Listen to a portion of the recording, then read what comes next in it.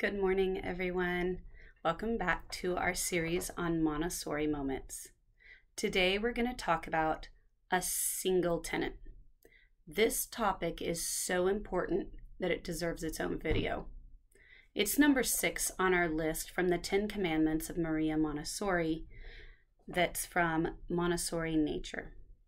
Number 6 says, respect the child who makes a mistake and can then or later correct himself, but stop firmly and immediately any misuse of the environment and any actions which endangers the child, his development, others, or the environment.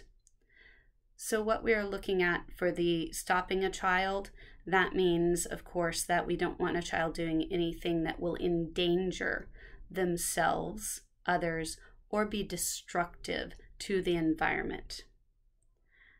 What I really love about this is before there were machines to scan our brains, Maria Montessori believed that mistakes were fundamental to a child's development.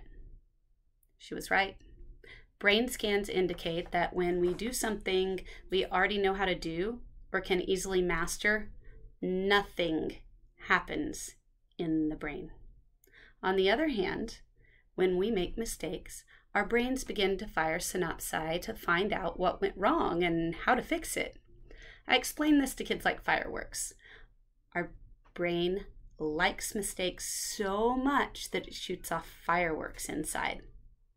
If a child makes a mistake and an adult immediately steps in to correct it, all the child has learned is that they are incapable of doing it themselves.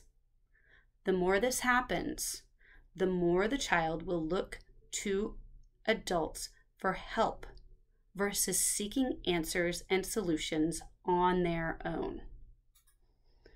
Making mistakes also builds resilience, also sometimes called grit. Children need to know that life is not easy.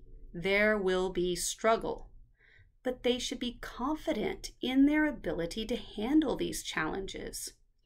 If we never give them the opportunity to struggle, how will they build these skills? In her book, How to Raise an Adult, Julie Lythcott-Haims, a professor at Stanford, says, if you take a culture of high academic achievement at all costs and add parents' vigilance at smoothing the rough spots of life, in play, in academic outcomes, in interpersonal relations, and you heap on exaggerated praise like great job and perfect, regardless of whether the task or accomplishment had any objective merit, you can actually set a kid up for a breakdown in college, where consequences such as B's, C's, D's, or even F's will happen, along with misunderstandings with roommates, rejection from teams, clubs, fraternities, sororities, and from opportunities, and where parents can no longer fix those outcomes. It is better to learn young how to work through mistakes in order to set us up for the future. If you want to learn more about resilience and how to help your child keep going in the face of adversity, I suggest the aforementioned How to Raise an Adult and Mindset by Carol Dweck.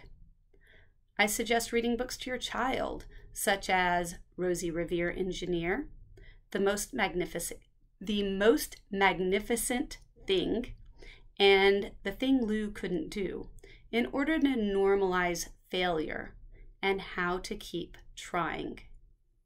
We want to build confidence in our children, trust in themselves that they are capable of working through challenges, and that failure does not mean they are a failure. It just means it's something they can't do yet. But with time and persistence, they can work through this and will figure it out. This means in academics. It means in friendships. It means in many different areas we have to let them struggle in order to prepare them for the future, to make them stronger people. I'll see you tomorrow.